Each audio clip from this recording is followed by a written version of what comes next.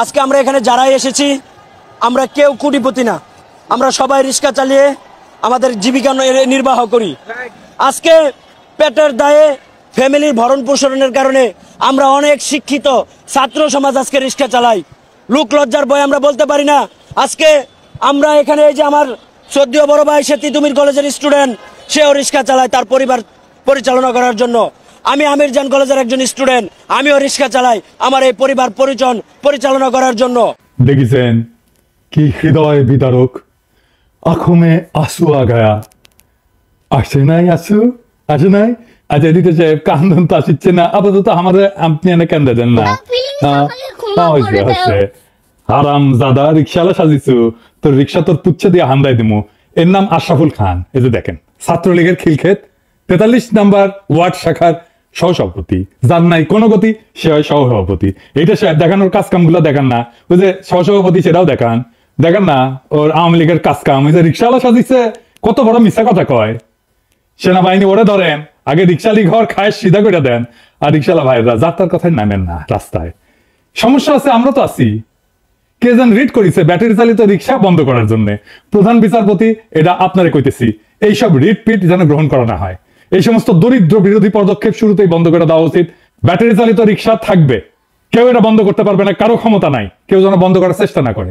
Battery চালিত রিক্সা বন্ধ করলে আমি বলে ঢাকা শহরে আগুন জ্বালায় দিব, আদালতেও আগুন জ্বালায় দিব। আগে সাবধান করে দিলাম, যুক্তি তর্ক পরে শুনবো, আগে আগুন জ্বালাবো তারপরে যুক্তি চুক্তি। ফাজলামও বন্ধ করবেন। এটা যেহেতু আদালত দিয়ে করিচ্ছে সেজন্য আপনাকে কইলাম, আপনাকে রেসপেক্ট করি, আমাদের কথাটা রাখবেন। এটা আপনি না করিয়া যদি প্রফেসর ইউনুস করতো তাহলে প্রফেসর ইউনুস রে কইলাম নি, আপনাকে কইলাম এই সমস্ত ফাজলামি যেন না চলে। যাই হোক, আমার গতকালের এপিসোড নিয়ে আসি। আর নতুন একটা ঘটনা ঘটিছে, নির্বাচন কমিশনার নিয়োগ দিছে। কেঙ্কা হইলেও সে নির্বাচন কমিশন আমাদের আশা আকাঙ্ক্ষা কি পূরণ করবে পারবি আমার ক্ষুদ্র ভ্রাতা আর ভগিনীদের, সেটা প্রশ্ন। আসেন সেটা নিয়ে আলাপ করি। আমার আগের এপিসোডে যে খলিল ভাই নিয়োগ নিয়ে কইছিলাম, তা আমার দর্শকরা অভূতপূর্বভাবে খলিল ভাইকে অভিনন্দিত করেছে। অনেকে বলছেন যে আপনার তিনি গুরুজন, আমাদেরও গুরুজন। আবার বলছে কেউ কেউ আপনাকে অনেকদিন পর খুশি দেখা আমাদেরও ভালো লাগিছে। আজকের এপিসোডও দেখেন খুশি লাগে কিনা। আমার দর্শকদের হাসি কান্না সুখ দুঃখের সাথী হয়ে যেতে পারছি, এটা আমার পরম পাওয়া। দুনিয়াতে অল্প মানুষের ভাগ্যে এটা ঘটে। আমি ভাগ্যবান, আপনাদের অকৃত্রিম ভালোবাসায় সিক্ত হয়েছি। দেখেন পরম করুণাময়ের কত দয়া। আমার মতো একজন অকৃতি অধমকেও কম করে কিছু কিন্তু দেন নাই। আমি শুধু একটাই প্রার্থনা করি, আপনাদের এই ভালোবাসার যেন যোগ্য হয়ে ওঠার শক্তি খোদা তাআলা আমাদের দেন। প্রফেসর ইউনূস আপনিও দেখেন, বাংলাদেশের মানুষ কিন্তু খুব বেশি চায় না, চায় যেন এই সরকার সফল হোক। কিন্তু এই সরকার পণ করেছে ওই সফল হবি না। আমরা তো চাই সারা দেশ উল্লাস করতে, এক একটা উপদেষ্টা নিয়োগ গেলে সারা দেশ উল্লাসে ফাইটা পড়বে, আনন্দিত হবে, ভরসা করবে, আশা করবে, দোয়া করবে। কিন্তু তারা পণ করেছে আমাদের উল্লাস করতে দেবে না। শহীদুল আলম কোন দিক থেকে মোস্তফা সরোয়ার ফারুকের চাইতে কম? প্রফেসর ইউনূস আপনি নিজেই বলেন, যে কোনো প্যারামিটারে শহীদুল আলম ফারুকের চাইতে 1000 গুণ শ্রেষ্ঠ। তাও শহীদুল আলম হয় না সংস্কৃতি উপদেষ্টা, হয় ফারুকি। এত সমালোচনা, তাও প্রফেসর ইউনূস আপনি তারে রাখিছেন। এই কারণেই আমরা অল্পতেই খুশি হয়ে যাই। একটু পাইলাম, আমাদের নিজেদের পাওয়া না, আপনারই পাওয়া। ডক্টর খলিল আপনারই সহকর্মী, আমার গুরুজন কিন্তু আপনার তো সহকর্মী। আমাদের জীবনে আনন্দ আর সুখের উপলক্ষগুলো খুব সামান্য, তাও আশায় বুকবাদী। আর একটা ভালো নিয়োগের খবর জানাই, নতুন আইজিপি হয়েছেন বাহারুল আলম সাহেব। অনেকে অভ্যাসবশত সমালোচনা শুরু করছেন, কিছু না যায় নাই। আসেন ওনার সম্পর্কে কিছু জান। গত 5 বছর ধরে উনি ফ্যাসি বিরোধীদের সাথে কাজ করছেন। উনি একজন MBBS doctor, Mymensingh medical college থেকে পাশ করছেন। ম্যাট্রিকে মানে এসএসসিতে ঢাকা বোর্ডের ফার্স্ট হয়েছিলেন। সরকারি চাকরি শেষ হওয়ার পরে আইসিডিডিআরবিতে হসপিটালসের প্রধান হিসেবে কাজ করছেন। গণ অভ্যুত্থান চলাকালে 18 জুলাই থেকে মহাখালী রেল ক্রসিং থেকে সেতু ভবন পর্যন্ত পুরো রাস্তা দিনের পর দিন দখলে রাখছিল যেই ছাত্র শ্রমজীবী সংগ্রামী বীর জনতার তরুণ কিশোরেরা তাদের চিকিৎসার জন্য আইসিডিডিআরবি হাসপাতাল 24 ঘন্টা খোলা রাখছিল কে? বিরামহীন ভাবে যারা কাজ করছিল, যারা চিকিৎসা দিছিল এবং লুকায় রাখছিল, সেই সমস্ত স্বাস্থ্যকর্মীর নেতৃত্ব দিছিল কে? বাহার ভাই, আমাদের প্রিয় বাহার ভাই। অভিনন্দন বাহার ভাই, আমাদের শুভকামনা থাকবে আপনার জন্য।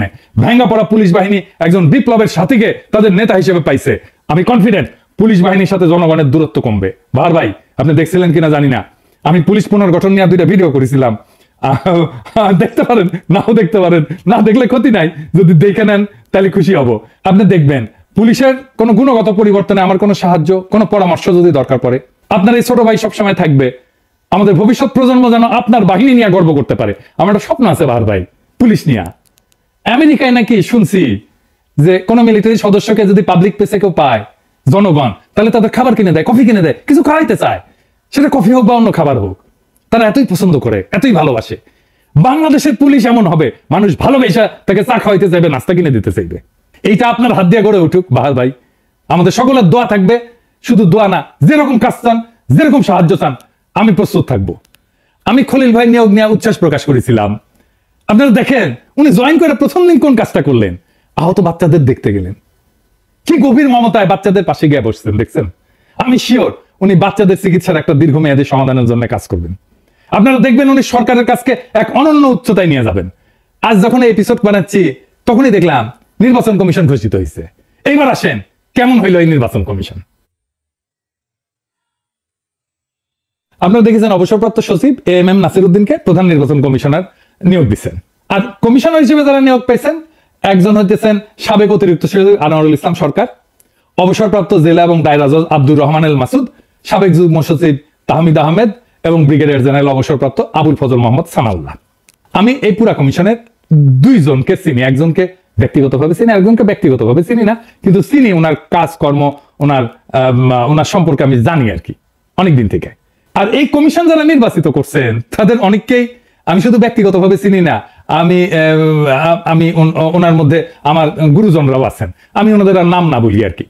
যাই হোক, আমি এই প্রধান নির্বাচন কমিশনার নিয়ে বলি, তাইলে বুঝবেন যে কেমন হয়েছে নির্বাচন কমিশন। এমএম নাসির উদ্দিন সাহেব 2009 সালে জানুয়ারি মাসে স্বাস্থ্য সচিব পদ থেকে অবসরে গেলেন। তিনি 1979 সালে বিসিএস ট্যাক্সেশন সার্ভিসের কর্মকর্তা হিসেবে চাকরি জীবন শুরু করছিলেন। তার আগে শিক্ষকতা করেছেন চট্টগ্রাম বিশ্ববিদ্যালয়ের অর্থনীতি বিভাগে। কক্সবাজার জেলার কুতুবদিয়া দ্বীপের এই আদি বাসিন্দা চট্টগ্রাম বিশ্ববিদ্যালয়ে শিক্ষকতা করার সময় সেখানে প্রফেসর ইউনূসের সহকর্মী ছিলেন। শিক্ষকতার পেশাচারীরা প্রশাসনে যোগ দেওয়া অর্থনীতি শাস্ত্রের প্রথম শ্রেণীতে উত্তীর্ণ মেধাবী প্রশাসক, বাংলাদেশের তথ্য সচিব, জ্বালানি সচিবের গুরু দায়িত্ব পালন করছেন। সৎ, দক্ষ, যোগ্য এবং সদালাপী এই ব্যক্তি প্রধান নির্বাচন কমিশনারের যে দায়িত্বভার গ্রহণ করছেন, সেই দায়িত্বভার আপনারা বুঝতেই পারতেছেন উনি সফলভাবে পালন করবেন, আমরা এই আশা করতেই পারি। কিন্তু এর বাইরেও আরো কিছু বলার আছে।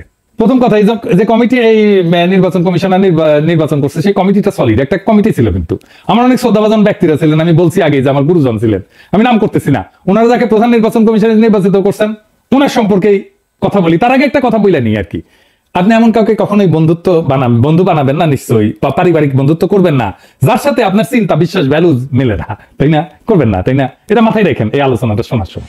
নাসির ভাইয়ের প্রসঙ্গ পরে আসি, আমি ওনার ছোট ভাইকে নিয়ে আলাপ শুরু করি। ওনার ছোট ভাই আমার খুবই ঘনিষ্ঠ বন্ধু, সিনিয়র ফ্রেন্ড, আমার ঘনিষ্ঠ বন্ধু। আমার ডাক্তারদের যে বন্ধু বান্ধবদের সার্কেল তার বেশিরভাগই আমার সিনিয়র আর কি। কক্সবাজারের সকলেই এই পরিবারকে চেনেন। কুতুবী ভাই, উনি ডেন্টিস্ট, অত্যন্ত উচ্ছল বন্ধুবৎসল মানুষ। আমাদের ডাক্তার বন্ধুদের গ্রেটার সার্কেল, আমি জানি না আপনারা চেনেন কিনা, ওই সার্কেলের মধ্যমণি কুতুবী ভাই। আমার ডাক্তার বন্ধুদের গ্রেটার সার্কেল কোনটা সেটা বললে বুঝবেন যে বাংলাদেশের ডাক্তারি পেশার যে মাল আর কি যারা, তারা আর কি, বুঝছেন? তো কে আমি কয়েকজনের নাম বলি, সবার নাম করতেছি না। ধরেন ইউনাইটেডের ডাক্তার মমিনুজ্জামান, তারপরে প্রয়াত professor Ridwanur Rahman, professor FM Siddiqui, Syed Atiqul Haque, চট্টগ্রামের professor Imran bin Yunus, professor M A Foyez DG health ছিলেন। তারপরে এর মধ্যে আমার ইভেন শিক্ষকেরাও ছিলেন যারা মেডিকেল কলেজে আর শিক্ষকতা করছে, যেমন ধরেন জলিল স্যার, প্রফেসর জলিল, তারপরে প্রফেসর রফিকুদ্দিন, ওনারাও এই সার্কেলের মধ্যে ছিলেন। মানে আমার শিক্ষক আমার বন্ধু হয়ে গেছিলেন। আমাদের বন্ধুরা যখন কক্সবাজার যাইতাম আর কি, তো সমুদ্র সৈকত দেখতে যাইতাম না, কুতুবী ভাইয়ের সাথে সময় কাটাইতে যাইতাম। উনি এমন একটা তীব্র আকর্ষণে আমাদের টানতেন। দেশ ছাড়ার কয়েক মাস আগে নাসির ভাইয়ের সাথে আমার শেষ দেখা চট্টগ্রামে, কুতুবী ভাইয়ের ছেলের বিয়াতে। একটা ছবি পেলাম, তো এই ছবি আমার মুখ দেখা যাচ্ছে না, হাইট দেখেছে না লাগবি, এই যে সাহেবের 3 মেলা দেখা দেন না, উনকে করে দেখেন না কোনটা। আমি এর মধ্যে আরেক ঘটনা হয়েছে কি, আমার এক ক্ষুদ্রকালের বান্ধবী, ওর বাড়িও জড়শিরতলায়, নাম না কই, ডাক্তার, এখন আমেরিকার থাকে। তো ওর টাইটেল দেখি কুতুবী। তো ওরে কইলাম, আচ্ছা কুতুবী ভাই কি তোমার কেউ লাগে নাকি? তো কইল উনি আবার ভাসুর লাগেন। তো বুঝেন অবস্থা। আমার বান্ধবী কিন্তু আমার মধ্যেই পাগলা আর কি। আর আমি করে ডাক্তারি আমেরিকা, আর বুকের মধ্যে বাংলাদেশ। সারাক্ষণ অস্থির থাকে বাংলাদেশে কি হইলো, কি করতে পারে, কি করা লাগবে। আমি খালি ফোন করে কয়, পিঙ্কু কি করা লাগবি ক আমারে। আমার এই ঘনিষ্ঠ পরিবার থেকে হয়েছে জন্য আমি শুধু যে খুশি তা না, আমি খুশি এই জন্যে যে খুবই ন্যাশনালিস্ট এবং দেশপ্রেমিক একটা ফ্যামিলি থেকে উনি হইছেন। প্রধান নির্বাচন কমিশনার, এবং উনার কমিটমেন্টের ব্যাপারে কোথায় ওনার কমিটমেন্ট সেইটা বোঝানোর জন্য আমি এত কিচ্ছা কাহিনী কইলাম, বুঝছাও। এবার আসেন ব্রিগেডিয়ার জেনারেল অবসরপ্রাপ্ত আবুল ফজল মোহাম্মদ সানাউল্লাহরে নিয়ে বলি। উনি কিন্তু আমার পরিচিত না, ওনার সাথে আমার কখনো দেখা হয়নি। উনি সোডা বনার পাইছিলেন 18 লং করছে, ভেরি ব্রাইট সেনা অফিসার, আর্মি চিফ হওয়ার ম্যাটেরিয়াল উনি, আর উনি ব্রিগেডিয়ারের উপরে উঠতে পারেন নাই, চিন্তা করেন। এটা হইতেছে বাংলাদেশ, বুঝছাও। উনারা দাম করেছিল পাকিস্তানে বাংলাদেশ এমবাসি ডিফেন্স অ্যাটাচে করিয়া, আমাদের চাপাই নবাবগঞ্জের লোক, কিন্তু মানে আরো ইয়ে করে কইলে উনি নাচলের লোক। উনার যে স্টাফ কোর্স না ওইটা আমেরিকাতে উনি করছিলেন। খুবই সৎ এবং দেশপ্রেমিক অফিসার হিসাবে ওনার সুনাম আছে। তাই কইবেন যে উনারে এত জানলেন কেমনে? আমার যে বন্ধু বান্ধব আছে না আর্মির মধ্যে, তো ওই আমার বন্ধু বান্ধবদের সাথে একসাথেই উনি থাকেন আর কি। তো আমার বন্ধু বান্ধবদের খুবই ঘনিষ্ঠ আর কি, সেই সূত্রে আমি উনার সম্পর্কে জানি। যাই হোক, অনেকে বলেন যে দেশে ভালো লোক নাই, কথাটা বলে ঠিক না। ভালো লোক, দক্ষ লোক অনেক আছে। এই গত 15 বছরে সব দক্ষ লোককে, সৎ লোককে, দেশপ্রেমিক লোককে সাইজ করা হয়েছে, বুঝাও। হয় মেরে ফেলা হয়েছে, দেশ থেকে তারাই দেওয়া হয়েছে, নয়তো এইভাবে দাম করা হয়েছে, তার ক্যারিয়ার ধ্বংস করে দেওয়া হয়েছে। প্রফেসর ইউনূস মাঝে মাঝে ফারকিন মাল গুলারে না ঢুকাইলে আমরা নিশ্চিন্ত থাকলামই নি। তা এগুলো নিয়ে প্রশংসা যাই করি, আইজি, তারপরে প্রধান নির্বাচন কমিশনার, নির্বাচন কমিশন, এনাদের নিয়ে প্রশংসা যাই করি না কেন, ফারুকের বিরুদ্ধে গেলে প্রতিবাদ অব্যাহত থাকবে। পরের ভিডিও দেখবেন ক্যাঙ্কা প্রতিবাদ আমরা করবো। এরপরে আমরা ফারুকিরা প্রতিরোধ করা শুরু করব। ওর প্রত্যেকটা দিন কাটবে আতঙ্কের মধ্যে, কয়া দিলাম, আগে থেকেই কয়া দিলাম। তবে নির্বাচন কমিশনকে আমরা আগলায় রাখবো। আমরা নিশ্চিত এই নির্বাচন কমিশন আমাদের কাঙ্ক্ষিত অবাধ সুষ্ঠু নির্বাচন উপহার দেবে। আবারও আমরা অনেক দিন পরে উৎসব কইরা নির্বাচনে অংশ নেব। ধ্বংস হয়ে যাওয়া নির্বাচন কমিশনকে ধ্বংসস্তূপ থেকে আবারও গড়ে তোলায় দেশবাসীর সম্পূর্ণ সহযোগিতা থাকবে। আর আপনারা তো জানলেনই, প্রধান নির্বাচন কমিশনার পিনাকির গুরুজন, পিনাকি দাদার গুরুজন যেন যথাযথ সম্মান আর সহযোগিতা পায়, এটা নিশ্চিত করার আহ্বান জানাই গেলাম। আর নাসির ভাই, শুভকামনা থাকলো। আর যদি কখনো মনে করেন আমরা অনলাইনে কোনো ধরনের সাহায্য করতে পারি নির্বাচন কমিশনকে, দেশে এবং বিদেশে, যেমন ধরেন ভোটার রেজিস্ট্রেশনকে এটাকে উদ্বুদ্ধ করা, ভোট কেন্দ্রে আসা, ভোটে কারচুপি না করার ব্যাপারে প্রচারণা চালানো, যেইটা বলেন জনগণকে জানানোর বিষয়, নির্বাচনে গণসম্পৃক্তি বাড়ানোর বিষয়, শুধু একবার বলবেন আমাদেরকে, শুধু আওয়াজ দিবেন, হুকুম দিবেন, আপনি বান্দা হাজির থাকবে। সরকারে যাদের আমরা অপছন্দ করি, এমনি করি না, কারণ আছে, কারোর সাথে কোনো ব্যক্তিগত ঝগড়া নাই করে। সেই জন্য প্রফেসর ইউনূস আপনারা একটা রিকোয়েস্ট করি, খোদার দোহাই লাগে এমন কাউরে নিয়োগ দিয়েন না যাদের পিছনে আমাদের ক্রিয়েটিভ এনার্জি খরচা করতে হয়। আমরা যাদের অপছন্দ করব না তাদের জান কলে কালা কালা করে দিব, কিন্তু যাদের আমরা পছন্দ করব, যাদের গ্রহণ করব, তাদের আমরা হৃদয়টা তুলে দেব। তার প্রমাণ আমরা রাখলাম, আপনি দেখলেন। আশা করি ভবিষ্যতে আমরা এমন উল্লাস কইরা আমাদের সরকারের গুরুত্বপূর্ণ পদের লোকদের গ্রহণ করতে পারি যেন। ধন্যবাদ দিলাম প্রফেসর ইউনূস আপনারে। অন্তত এই 2টা দিন আমার খুশিতে কাটলো, শুধু আমার না, জনগণেরও খুশিতে কাটলো। আগামী দিনগুলো যেন খুশিতে কাটে, এই কামনা জানাই গেলাম প্রফেসর ইউনূস আপনারে। ধন্যবাদ আপনারে আবারও। ইনকিলাব জিন্দাবাদ। একের পর এক বিতর্কিত উপদেষ্টাদের নিয়োগ দিয়ে প্রধান উপদেষ্টা ডক্টর ইউনূসের উপর মানুষের কিছুটা ক্ষোভ জন্মালেও কিন্তু এবার যে 2টি সঠিক সিদ্ধান্তে ডক্টর ইউনূসের প্রতি মানুষের আস্থা ফিরেছে। প্রিয় ভিউয়ার্স, আপনারা হয়তো পিনাকি ভট্টাচার্যের মুখ থেকে শুনতে পারলেন এ বিষয় সম্পর্কে। তাই প্রিয় ভিউয়ার্স, পিনাকি ভট্টাচার্যের কথাগুলো আপনাদের কেমন লেগেছে লাইক, কমেন্ট, শেয়ার করে জানিয়ে দিন আপনার মতামত।